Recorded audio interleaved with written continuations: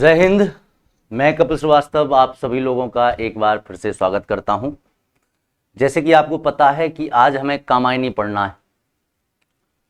कामायनी जयशंकर प्रसाद की सबसे महत्वपूर्ण रचना है और छायावाद का एकमात्र महाकाव्य जो आज हमें पढ़ना है, जिसका नाम है कामायनी। कामायनी जयशंकर प्रसाद ने 1928 में सुधा पत्रिका में सबसे पहले कामायनी के चिंता सर्ग का प्रकाशन किया था। जो इसका पहला सर्ग है चिंता, उसका सबसे पहले सुधा पत्रिका में 1928 में इन्होंने प्रकाशन किया था। और कामायनी ग्रंथ के रूप में, पुस्तक के रूप में जो सबसे पहले प्रकाशित होती है वो होती है 1935 में। तो इस प्रकार अगर हम देखें तो जयशंकर प्रसाद को कामायनी लिखने में जो समय लगा वो लगा 7 वर्ष का। तो जयशंकर प्रसाद को कामायनी लिखने में जो समय लगा है 1928 से 1935 देखें तो वो समय लगता है टोटल 7 वर्ष का। कहीं कहीं कुछ आलोचक ऐसे भी हैं जो 1936 मानते हैं उसके प्रकाशन का समय, जिसमें धीरेन्द्र वर्मा का जो साहित्य नामकोश है, नामवाची का शब्दकोश, उसमें कितना मिलता है तो उसमें 1936 मिलता है। लेकिन 1935 ही उसकी सही समय है प्रकाशित होने का। कामायनी, कामायनी का जो नामकरण है आप देखते होंगे, इसका नाम कामायनी है। कामायनी नामकरण पड़ा है, इसकी जो चरित्र है एक और महत्तम चरित्र है, और बहुत से आलोचकों में ये बहस होती है कि कामायनी का नायक किसे माना जाए, तो वो है श्रद्धा। एक महिला चरित्र है, स्त्री चरित्र है श्रद्धा। वो काम गोत्र की बालिका हैं, रति और काम की पुत्री हैं इस महाकाव्य में। और रति और काम की पुत्री होने के कारण, कामदेव की, तो काम की पुत्री होने के कारण उनका नाम पड़ा है कामायनी।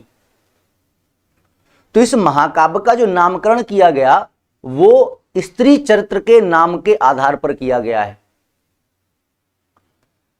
अब कामायनी की मूल कथा पर चर्चा करें तो कामायनी की जो मूल कथा है वो कहां से ली गई है।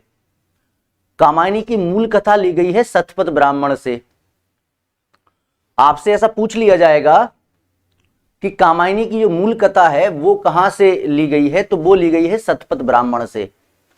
हालांकि सतपथ ब्राह्मण इस कथा का मूल आधार है, लेकिन इसका मतलब ये नहीं कि और ग्रंथों से इसकी कथा को नहीं लिया गया। जो बिखरे हुए सूत्र हैं वो और भी ग्रंथों से, और भी हमारे जो प्राचीन ग्रंथ हैं जिसमें ऋग्वेद आता है, इन ऋग्वेद से और सतपथ ब्राह्मण से, उपनिषदों से उन्होंने क्या लिया है, पूरी कथा को समेटा है। लेकिन मुख्य आधार सतपथ ब्राह्मण है। तो जब आपसे ये पूछा जाए कि इसकी मूल कथा कहां से ली गई है तो सतपथ ब्राह्मण से ली गई। कामायनी में 2 कथाएं संग में चलती हैं, और जब ये 2 कथाएं संग में चलती हैं तो एक आलोचक हैं डॉक्टर नगेंद्र, जिसका नाम आप मेरे मुंह से कई बार सुने होंगे, रामचंद्र शुक्ल तो सुनते ही आते हैं। नगेंद्र ने इसको रूपक काव्य कह दिया कि रूपक काव्य है। जिस प्रकार जायसी 2 प्रकार की कथा लेके चल रहे थे और आचार्य शुक्ल कह रहे थे कि जायसी 2 प्रकार की कथा लेके चल रहे हैं, ठीक उसी प्रकार से यहां पर प्रसाद जी भी 2 कथाएं संग में लेके चलते हैं। एक मनु, श्रद्धा और इड़ा की कहानी, और दूसरी मानवता के विकास की कहानी। तो एक तो मुख्य कहानी आपको नजर आएगी जिसमें श्रद्धा है, मनु है, इड़ा है, और एक दूसरी कहानी जो इसके साथ एक अन्य अर्थ देती है वो है मनुष्य या मानवता के विकास की कहानी।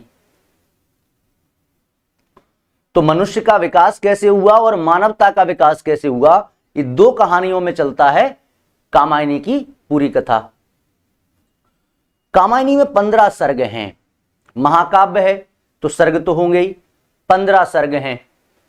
और इसके जो सर्गों का नामकरण किया गया है वो मनोविकारों के आधार पर किया गया है, जिसमें चिंता है, आशा है, श्रद्धा है, काम है, वासना है, लज्जा है। तो इस प्रकार से आप देखेंगे कि मनोविकारों के आधार पर क्या किया गया, इसका नामकरण सर्गों का किया गया। इसको आधुनिक युग की गीता कहा जाता है। तो आधुनिक युग की गीता कौन है? कामायनी है। और इसको छायावाद का उपनिषद कहा जाता है। शांति प्रसाद द्विवेदी ने कहा है, शांति प्रिय द्विवेदी ने क्या कहा है कि ये छायावाद का उपनिषद है। और अगर हम बात करें रामस्वरूप चतुर्वेदी जी, तो वो इसको छायावाद का शक्ति काव्य कहते हैं। क्या कहते हैं? शक्ति काव्य। सॉरी, शक्ति काव्य इसको नहीं कहा गया, क्षमा चाहते हैं।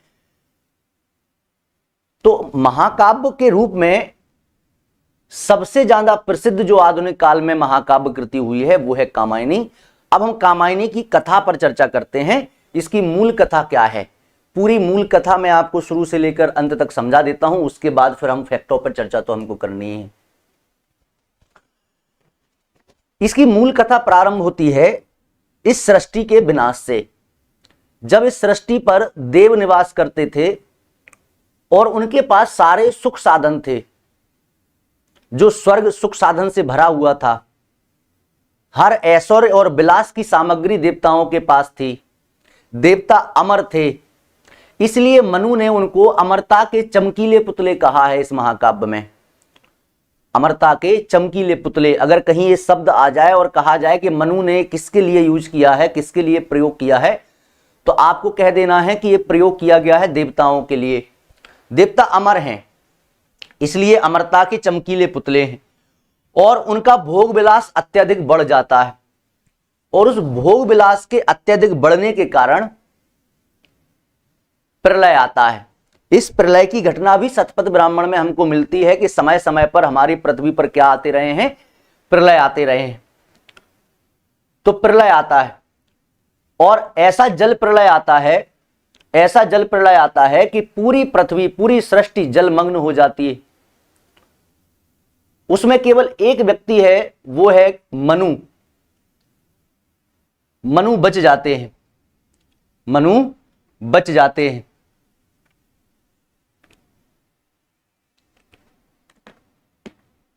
मनु कैसे बचते हैं? तो मनु को बचाया जाता है किसी मत्स्य के द्वारा। अब हम जानते हैं कि हमारी प्राचीन कथाओं में, मिथकों में भगवान विष्णु का मत्स्य अवतार की बात कही जाती है, मछली के अवतार की। और उन्होंने जल प्रलय में इस पृथ्वीवासियों को बचाया था। ये वही मत्स्य है जो मनु को बचाता है। मनु एक नाव में सवार हो जाते हैं। उस नाव में ना तो पतवार है और ना डांडे हैं। डांडे या पतवार लगभग एक ही बात होती है। पतवार होती है नाव खेने वाली चीज, और डांडे होते हैं जो उसके साइड में डंडे लगे रहते हैं, जिनको हम जमीन में लगा लगा के नाव को आगे बढ़ाते हैं, वो डांडे होते हैं। उस नाव में दोनों नहीं है।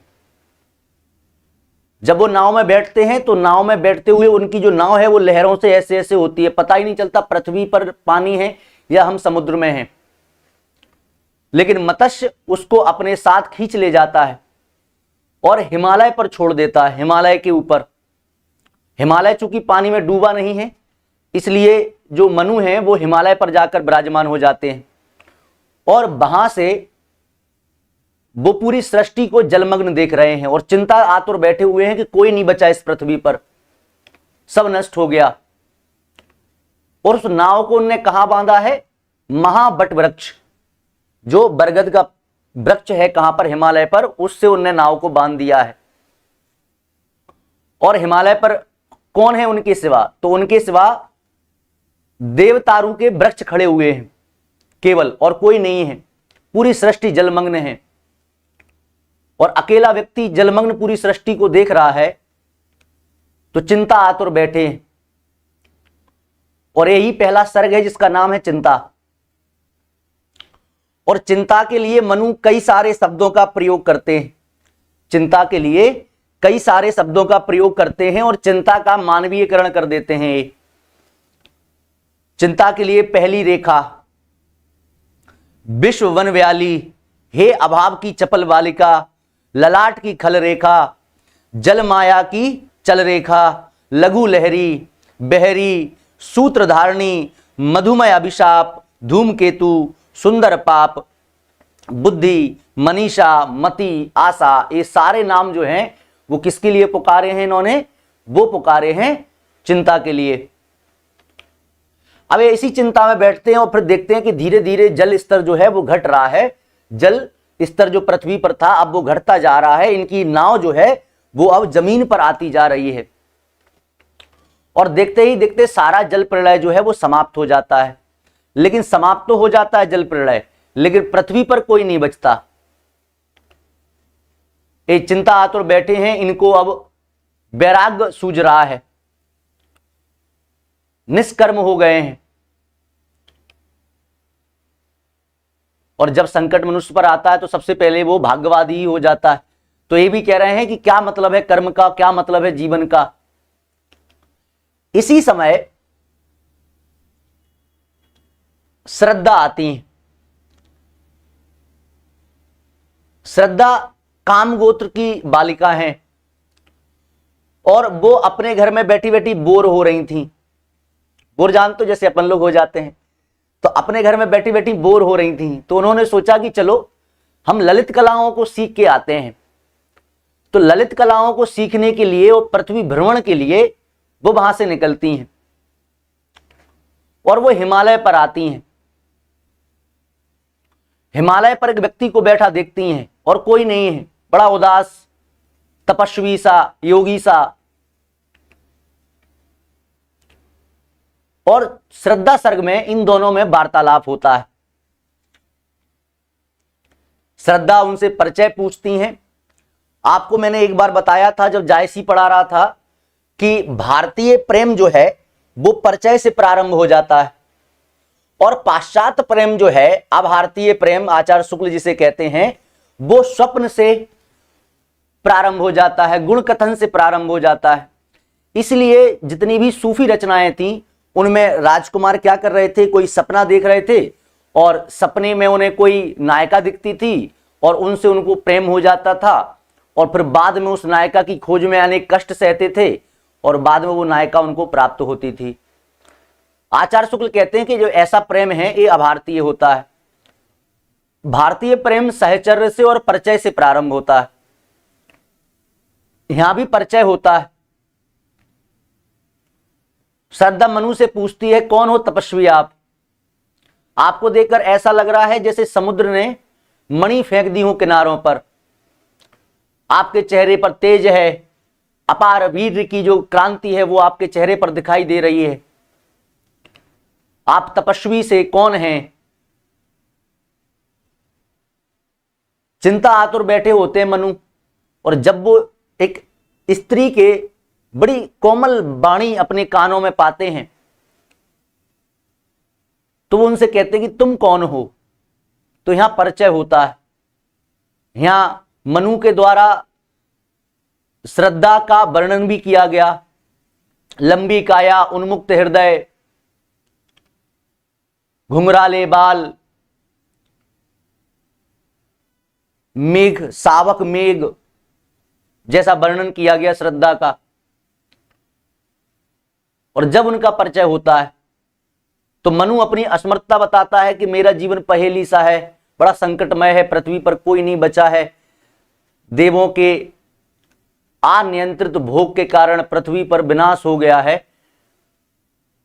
तो मनु उनको प्रेरणा देती हैं आगे बढ़ने के लिए और मनु से कहती हैं कि ऐसे बैठे रहने से क्या होगा।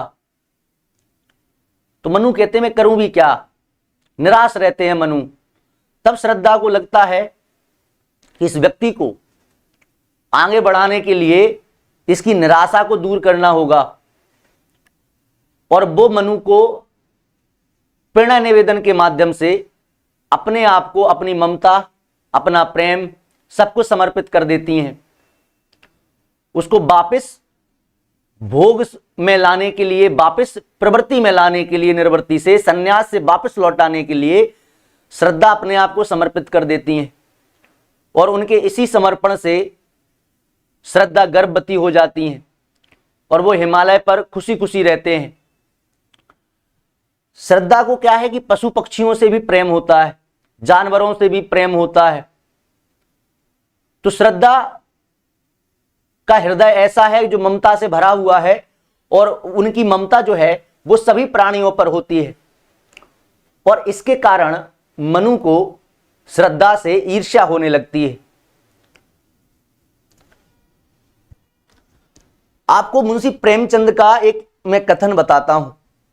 मुंशी प्रेमचंद ने एक स्टेटमेंट दिया था, और मुंशी प्रेमचंद ने कहा था कि जिस दिन पुरुष स्त्री के गुण सीख लेगा, पुरुष स्त्री के गुण सीख लेगा तो पुरुष देवता बन जाएगा, और जिस दिन स्त्री पुरुष के गुण सीख लेगी उस दिन दैत्य बन जाएगी। ये मुंशी प्रेमचंद के हैं।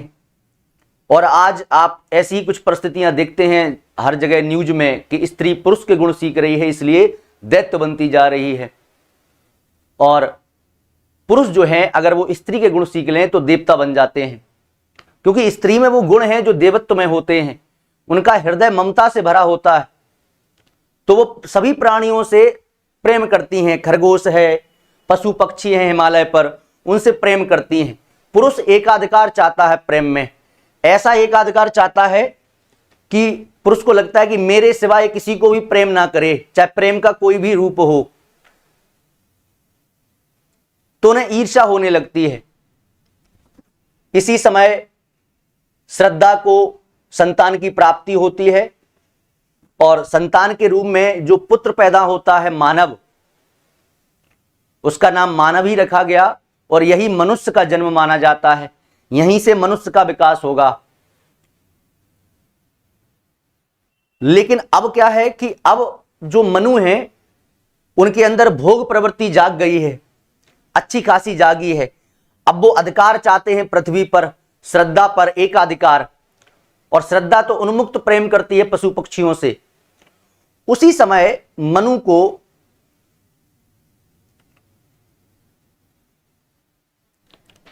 आकुली नामक असुर शक्तियां मिलती हैं।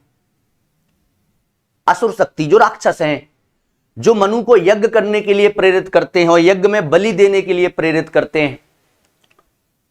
श्रद्धा बहुत रोकती है मनु को, लेकिन मनु नहीं मानते, और मनु श्रद्धा को छोड़कर चले जाते हैं। कहां चले जाते हैं? शाश्वत प्रदेश। शाश्वत प्रदेश उसका इसलिए नाम रखा गया क्योंकि वहां से सरस्वती नदी बहती है, वहां से सरस्वती नदी बहती है, इसलिए उसका नाम रखा गया शाश्वत प्रदेश। वहां चले जाते हैं मनु, और वहां पर जो शासन है वो है इड़ा का। किसका शासन है? इड़ा। इड़ा कौन है? बिखरे केस ज्यों तर्क जाल, उसका परिचय है ये रामायणी में। बिखरे केस ज्यों तर्क जाल बुद्धि की प्रतीक है, और हृदय का प्रतीक कौन है? श्रद्धा। श्रद्धा हृदय और भावना का प्रतीक है, ममता का प्रतीक है। और बुद्धि किसका प्रतीक है? सॉरी, इड़ा किसका प्रतीक है? बुद्धि का, तर्क शक्ति का।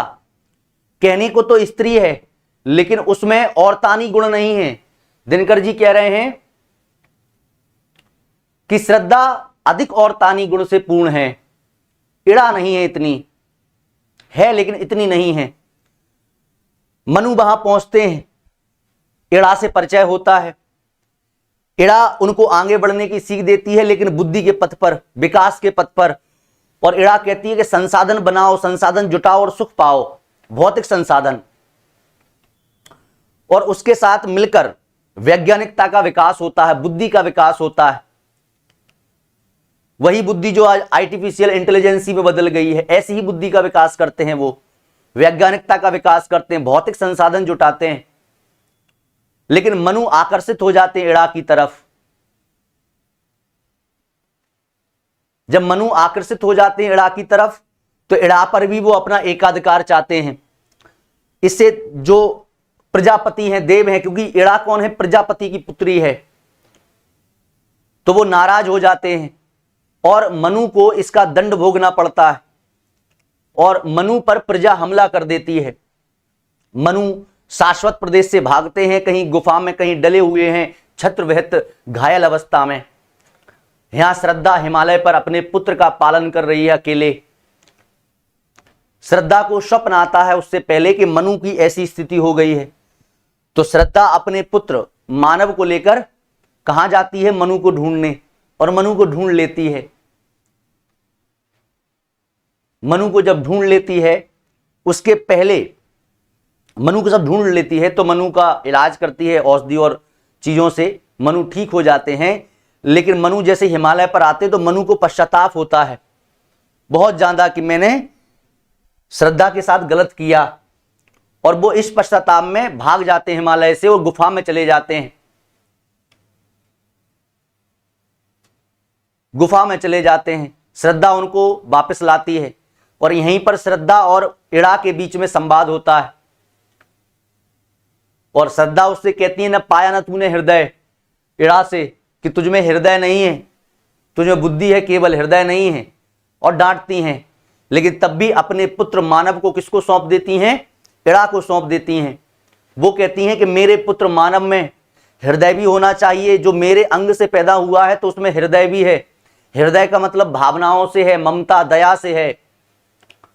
अब हृदय के साथ साथ इसमें बुद्धि भी चाहिए ताकि ये विकसित हो सके, और बुद्धि को दे के प्राप्त करने के लिए वो इड़ा को सौंप देती हैं और मनु के साथ हिमालय पर आ जाती हैं।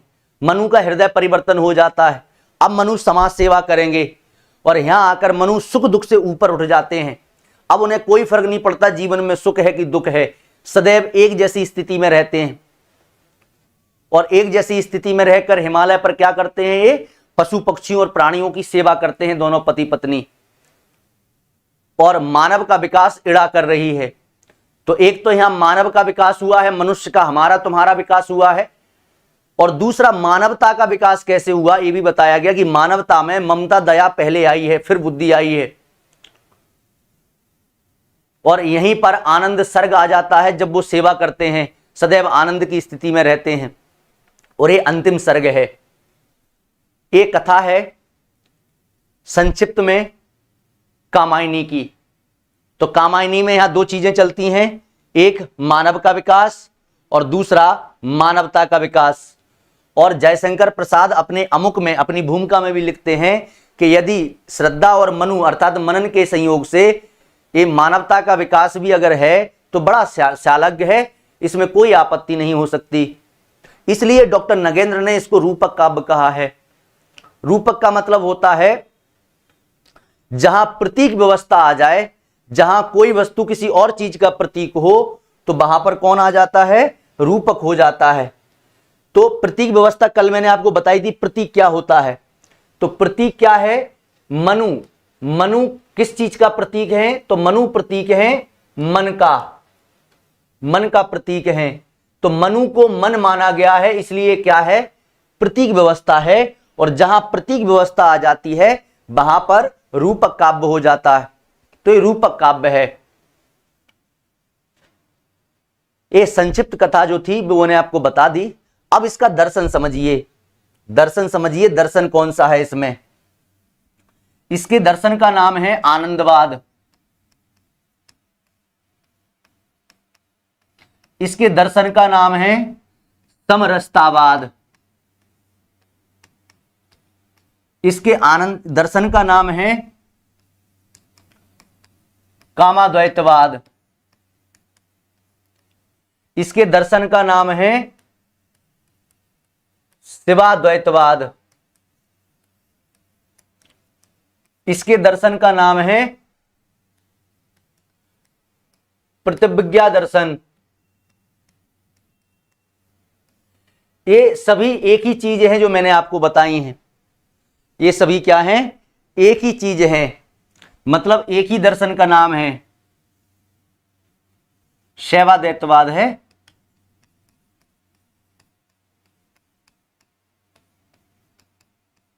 ये सभी एक ही दर्शन के नाम हैं जो मैंने आपको गिनाए हैं। आनंदवाद, समरसतावाद, कामाद्वैतवाद, शिवाद्वैतवाद और प्रतिविज्ञा दर्शन। ये जो दर्शन है वो कहां से कनेक्ट है? तो इस दर्शन का मूल क्या है? कश्मीर।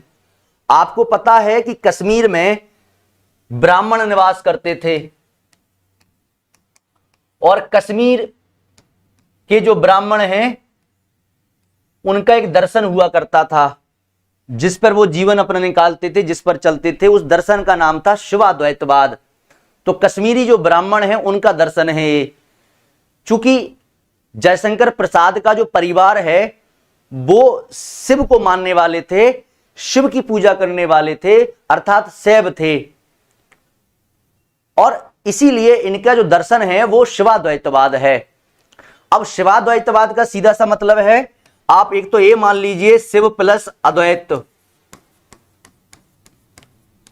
और अद्वैतवाद को तो आप जानते ही हैं, शंकराचार्य जी का है, मैंने आपको समझाया है। ये कहते हैं नेति नेति, नहीं है नहीं है। तो इनसे पूछा क्या नहीं है, बोले दो की सत्ता नहीं है, जीव और परमात्मा अलग नहीं होता है, परमात्मा ही जीव होता है। तो अद्वैत है, जीव और परमात्मा में संबंध जो है वो अद्वैत है, दो का नहीं है, दो का नहीं है, तीन का नहीं है, चार का नहीं है। ब्रह्म ही जीव है, जीव ही ब्रह्म है। आप इसको ऐसे समझ लीजिए, हालांकि उन्होंने ये शब्द भी नकार दिए हैं, लेकिन तब भी समझने के लिए ब्रह्म ही जीव है। लेकिन जीव इस माया में पड़कर अपने आप को भूल जाता है कि मैं ब्रह्म हूं, और जब इस माया को जान लेता है तो अहम ब्रह्मास्मि हो जाता है। क्या हो जाता है? अहम ब्रह्मास्मि। और ये जो संसार आपको दिख रहा है ये विवर्त है, ये माया का विवर्त है। माया के कारण आपको आभास हो रहा है, जबकि ऐसा कुछ नहीं है। तो आपके सामने जो मोबाइल रखा हुआ है जिसमें आप मुझे देख रहे हैं वो है ही नहीं असल में, ये बोर्ड भी असल में है ही नहीं अगर अद्वैतवाद की बात करें तो। और शिवाद्वैतवाद क्या कहता है कि ब्रह्म कौन है? शिव ही हैं। ब्रह्म कौन है? शिव ही हैं। चलिए अब हम चलते हैं आनंदवाद, इसको समझते हैं कि इसके और क्या दर्शन हैं। तो इसमें जो शिव की शक्ति है, शिव की शक्ति, इस शिव की शक्ति को एक नाम दिया गया जिसका नाम है महाचिति। शिव की शक्ति को एक नाम दिया गया जिसका नाम है महाचिति। महाचिति, महामाया, ये इसी के नाम हैं। और ये महाचिति क्या करती है? ये सृष्टि का निर्माण करती है। सृष्टि का निर्माण, जैसे शंकराचार्य की यहां माया कर रही थी, वैसे ही शंकर भगवान की शक्ति जो है जिसका नाम है महाचिति, वो क्या करती है? तो वो इस संसार का निर्माण करती है। महाचिति इस संसार का निर्माण करती है, और इस संसार में हम लोग यहां रहते हैं। तो महाचिति के द्वारा संसार का निर्माण किया गया, संसार में सारे तत्वों को डाला गया। ये महाचिति ही मृत्यु बनती है, महाचिति ही जन्म बनती है, महाचिति ही सब कुछ है। और ये शिव की शक्ति है, शिव के द्वारा ही अनुशासित है। अब यहां पर जो जीव है, प्राणी हैं, जैसे हम लोग हैं, अब ये आनंदवाद की अवस्था में कब पहुंचता है? आनंदवाद की अवस्था क्या होती है और कब पहुंचता है, मैं आपको अभी वो बताता हूं। तो जीव जो है वो तीन चीजों से परेशान रहता है। तो महाचिति या सृष्टि के तीन नियम हैं, इनमें बताया गया है कि तीन नियम हैं। तीन नियम, एक क्या है? ज्ञान है, एक इच्छा है, और एक क्रिया है, कर्म है। इसको कर्म कह देते हैं हम। ये तीन चीजें हैं, इसको आप ऐसा बना लीजिए। तो आनंदवाद कहता है कि ज्ञान, इच्छा और कर्म, जब तक ये तीनों में समानता नहीं होगी, समरसता नहीं आएगी, तब तक आनंद की उपलब्धि नहीं हो सकती है। और हम एक वैसे भी देखते हैं कितना प्रैक्टिकल है। ज्ञान, कर्म और इच्छा, डिजायर्स, इच्छा, आपको क्या चाहिए, आपका कर्म कैसा है और आपका ज्ञान कैसा है, ये तीनों एक दूसरे को नियंत्रित करते हैं। जब इन तीनों में समानता हो जाएगी तो क्या हो जाएगा? तब आनंद की प्राप्ति होगी। आनंद की प्राप्ति होगी। अब आनंद की प्राप्ति क्या होती है, पहले इसको समझ लेते हैं। आनंद की प्राप्ति, आनंदवाद कहता है एक ऐसी अवस्था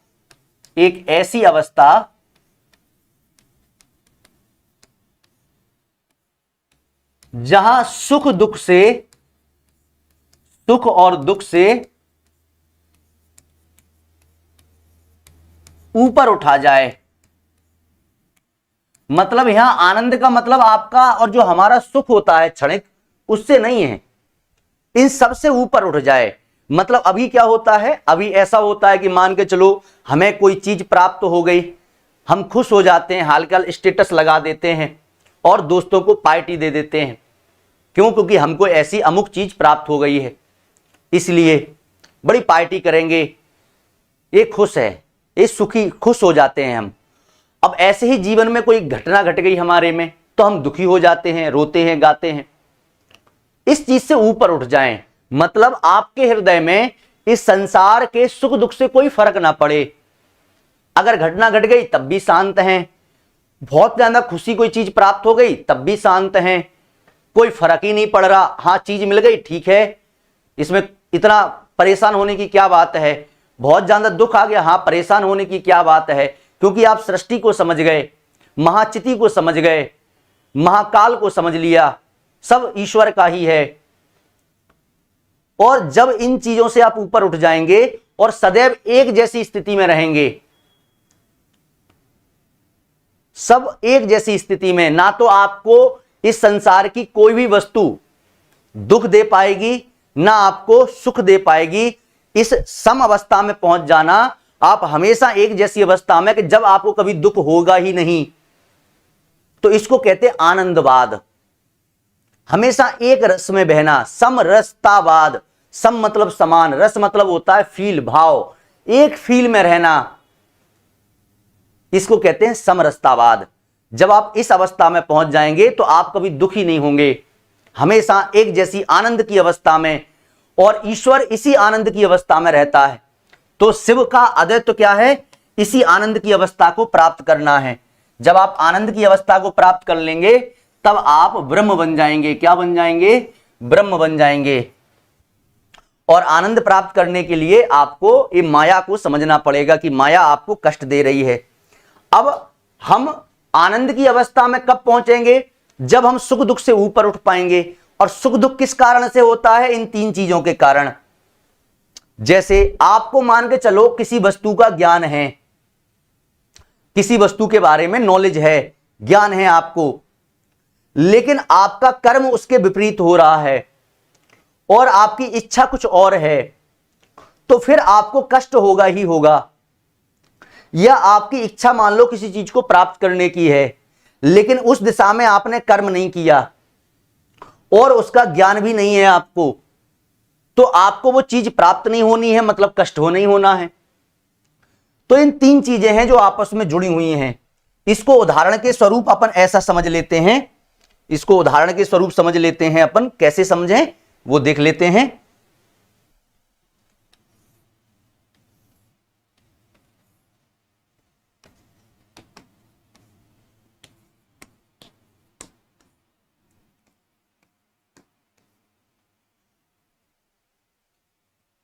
मान के चलो एक ये शराब की बोतल है, एक शराब की बोतल है जो अपन ने ली है।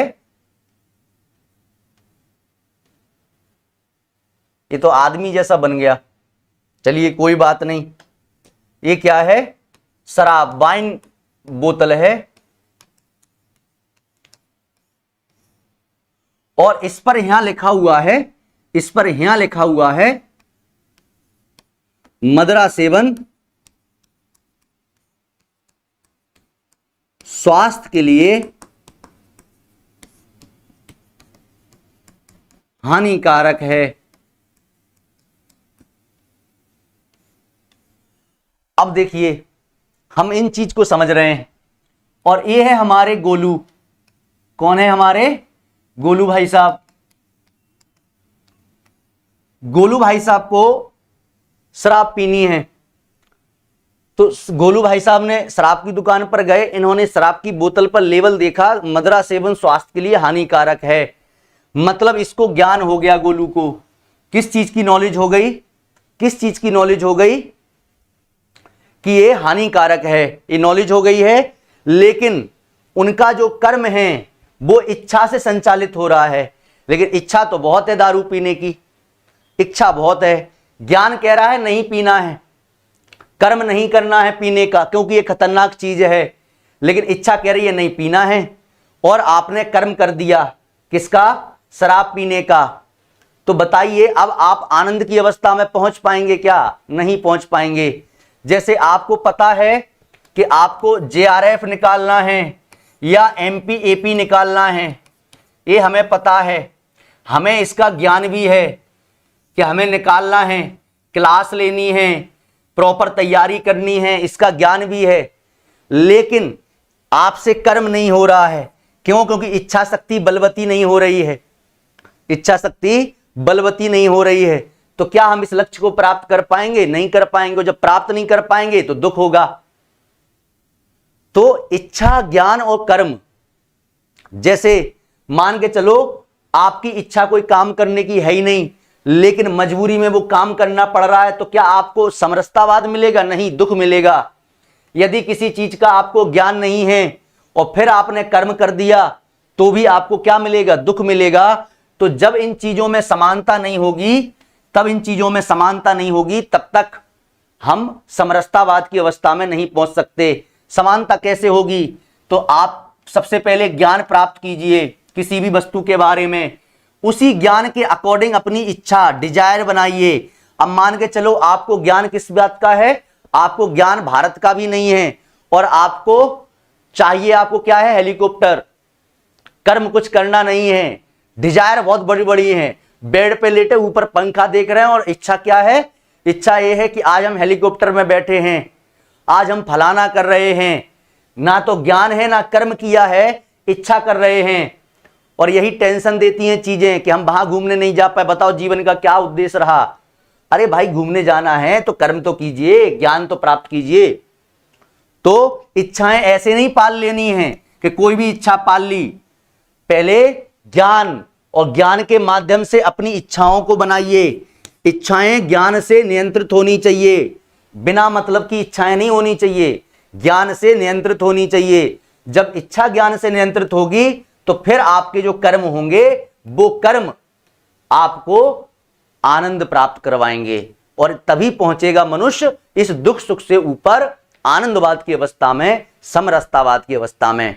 और यहां पर मनु यही करते हैं। जब मनु के ज्ञान में, इच्छा में और कर्म में अंतर था, मनु को ज्ञान तो था कि ये सब गलत कर रहा हूं मैं, लेकिन उनकी इच्छा, इड़ा के प्रति आकर्षण उनको कर्म करवाती रह रही थी, इसलिए वो घायल होते हैं, पश्चाताप करते हैं, दर दर भटकते फिरते हैं भूखे प्यासे। लेकिन जैसी उनको श्रद्धा मिलती है, श्रद्धा मिलती है, श्रद्धा उनकी इच्छाओं को नियंत्रित करती है और उनको ज्ञान देती है और उनके कर्म जो है फिर इसके अकॉर्डिंग चलते हैं और अंत में उनको समरसतावाद, आनंद की प्राप्ति हो जाती है, सुख दुख से ऊपर उठ जाते हैं। तो ये है कामायनी, जिसको हम समझ रहे थे। एक कामायनी की कुछ महत्वपूर्ण बातें थी, ये दर्शन था। आपसे कभी भी पूछ लेंगे कामायनी में कौन सा दर्शन लगा है। इसी दर्शन के कारण इसको हम क्या कहते हैं? आधुनिक गीता भी कह देते हैं और आधुनिक उपनिषद भी कह देते हैं, छायावाद का। शांति प्रिय द्विवेदी ने उपनिषद कह दिया इसको। चलिए, तो अब जल्दी से बता दीजिए, कामायनी आपको समझ में आया? कामायनी की स्टोरी आपके दिमाग में बैठी कि नहीं?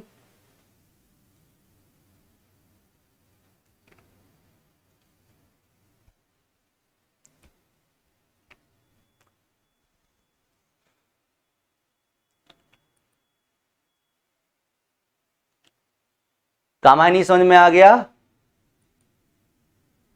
चलिए, मनीषा जी कह रही हैं, सांकेतिक भाषा में मनीषा जी बात कर रही हैं और मनीषा जी ने संकेत दिया है कि एस सर बहुत अच्छे से समझ में आ गया है।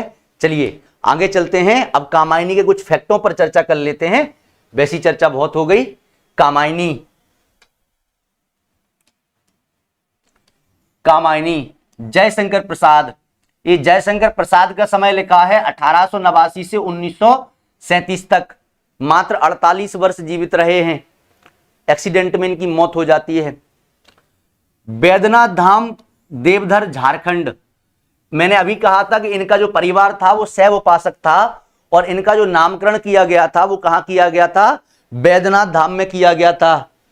जिन्हें हम बैजनाथ कहते हैं, झारखंड में है, इसलिए इनको झारखंडी भी कहते हैं। क्या कहते हैं? झारखंडी भी कहा जाता है।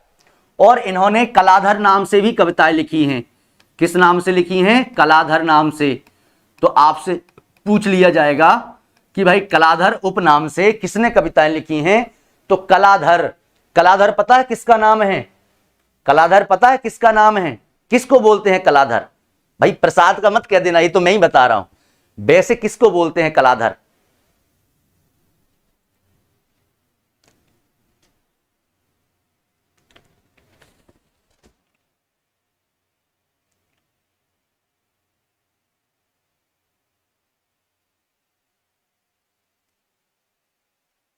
कलाधर नाम है भगवान शंकर का।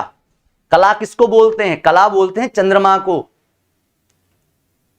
और धर बोलते हैं धारण करने वाले को, जिसने चंद्रमा को धारण कर लिया हो। महादेव भगवान शंकर को कहते हैं। और यही उपनाम रखा था जयशंकर प्रसाद ने अपना। और जयशंकर प्रसाद ने 9 वर्ष की अवस्था में, 9 वर्ष की आयु में अपनी एक सवैया लिख के उन्होंने अपने गुरु को बताया था ब्रज भाषा में, और गुरु का नाम था रसमय सिद्ध। और किस नाम से? कलाधर नाम से।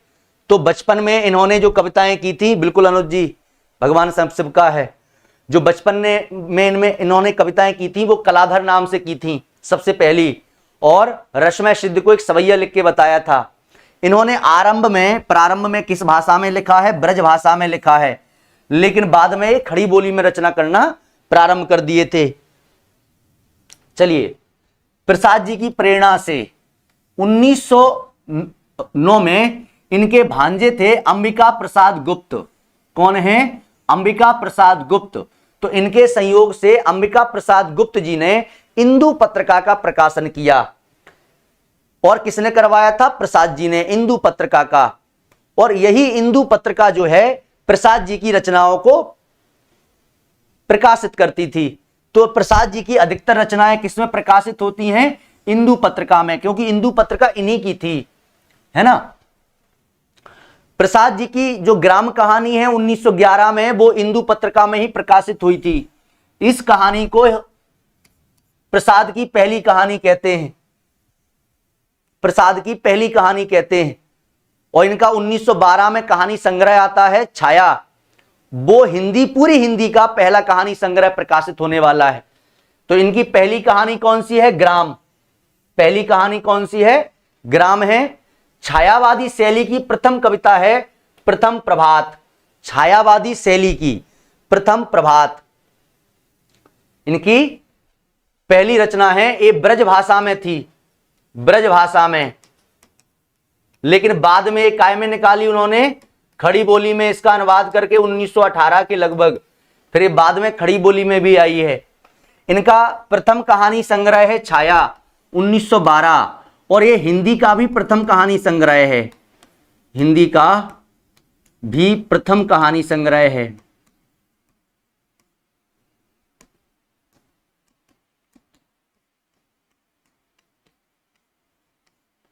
हिंदी का भी प्रथम कहानी संग्रह है। इनका प्रथम उपन्यास है कंकाल, 1929 में प्रकाशित होता है। और खड़ी बोली में रचित प्रथम काव्य संकलन इनका कौन सा है? कानन कुसुम 1913। तो ये इनके प्रथम है, आपको प्रथम याद कर लेना है। अब इनकी काव्य कृतियां देख लेते हैं। इनकी काव्य कृतियां देख लेते हैं। काव्य कृतियों में सबसे पहली काव्य कृति देखिए उर्वशी। उर्वशी इनकी प्रथम काव्य कृति है। प्रथम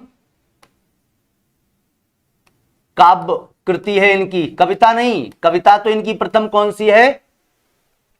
अगर कविता इनकी पूछे कि इनकी प्रथम कविता कौन सी है, तो प्रथम कविता सावन पंचक है। एक कविता है सावन पंचक 1906 में। लेकिन काव्य कृति पहली कौन सी है? उर्वशी। उर्वशी है।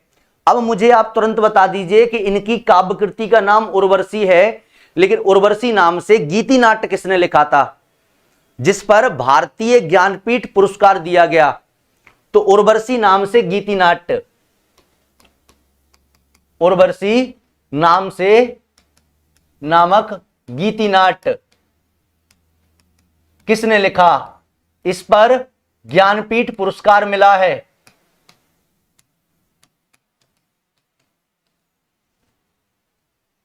इसमें गंधमादन पर्वत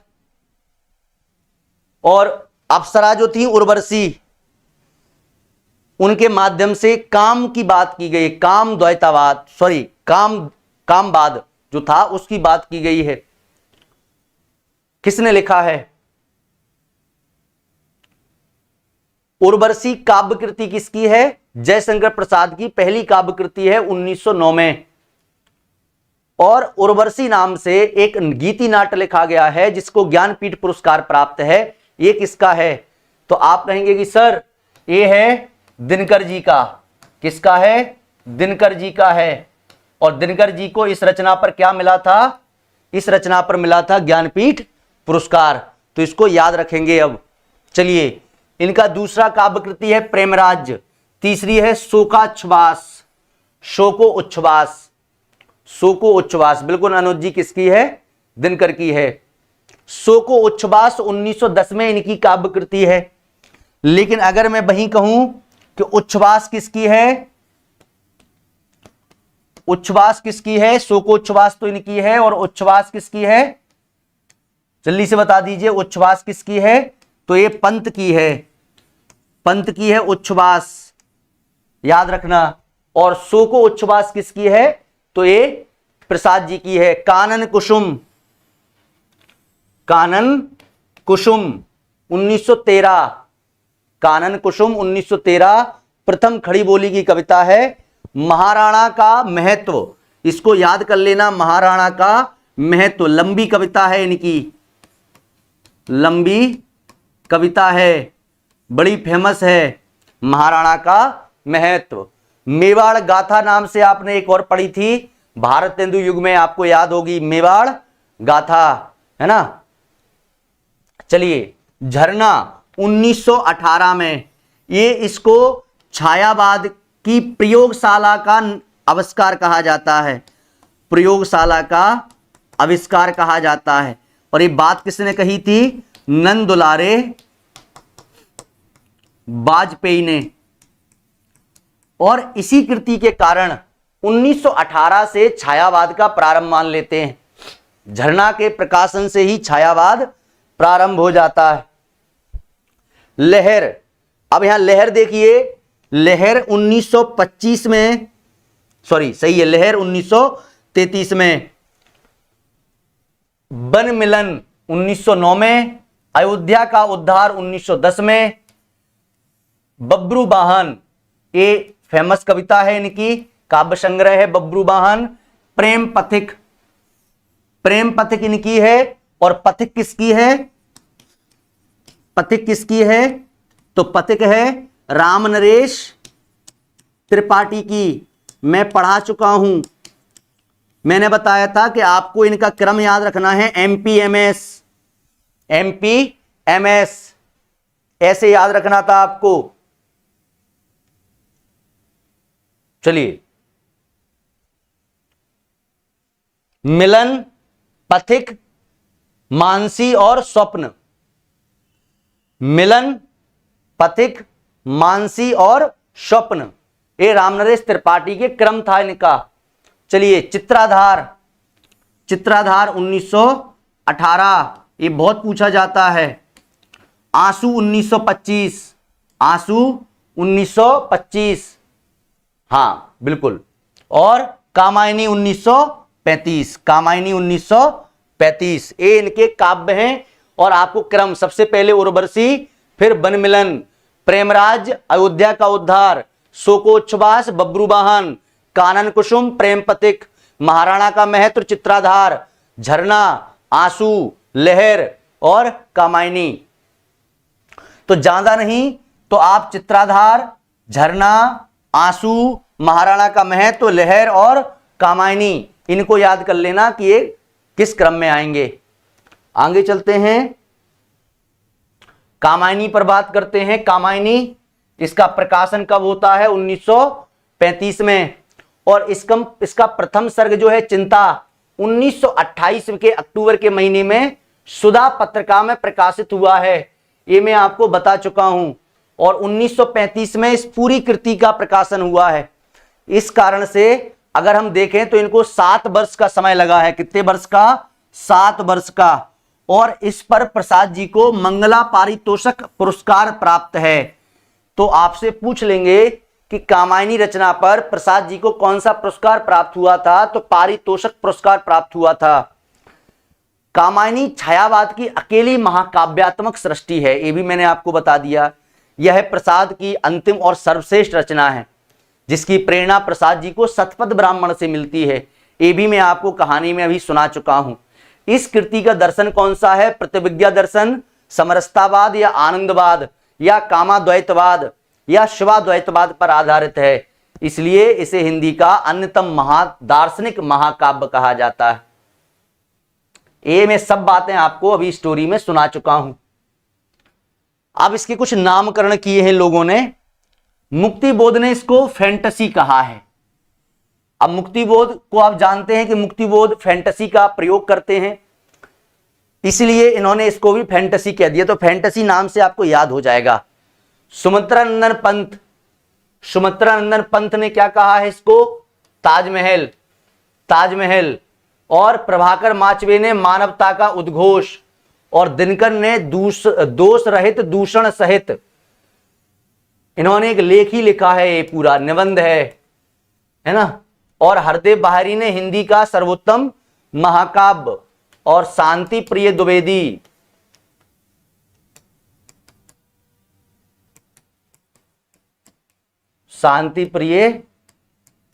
जी ने क्या कहा है इसको? छायावाद का उपनिषद।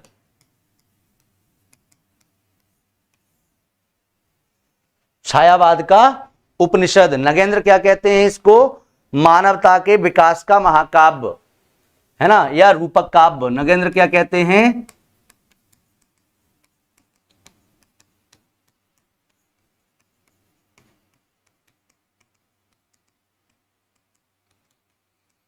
चलिए, ये इसके नामकरण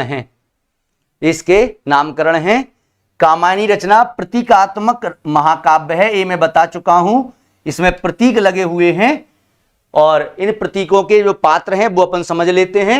जैसे मनु मन का प्रतीक है, श्रद्धा हृदय का प्रतीक है, भावना फीलिंग्स का, इड़ा बुद्धि का प्रतीक है, आकुली और किरात, मैंने कहा था ना, आकुली राक्षस मिले थे इनको जिन्हें यज्ञ और बलि के लिए प्रेरित किया था, आसुरी शक्ति, और वृषभ बैल जो है धर्म का प्रतीक है।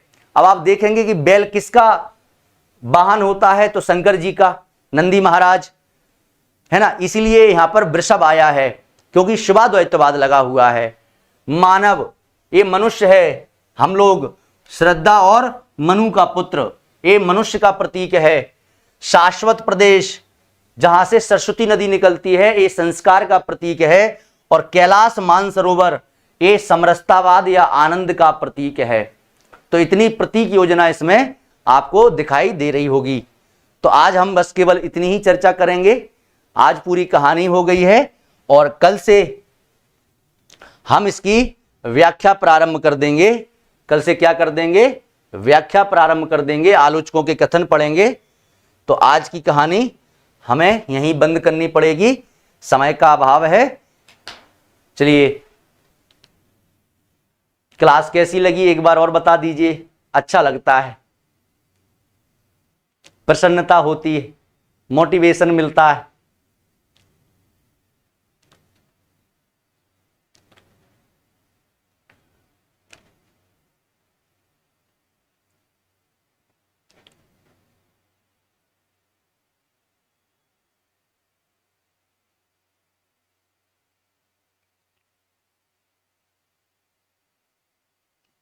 मनीषा जी कह रही हैं बहुत अच्छी लगी सर।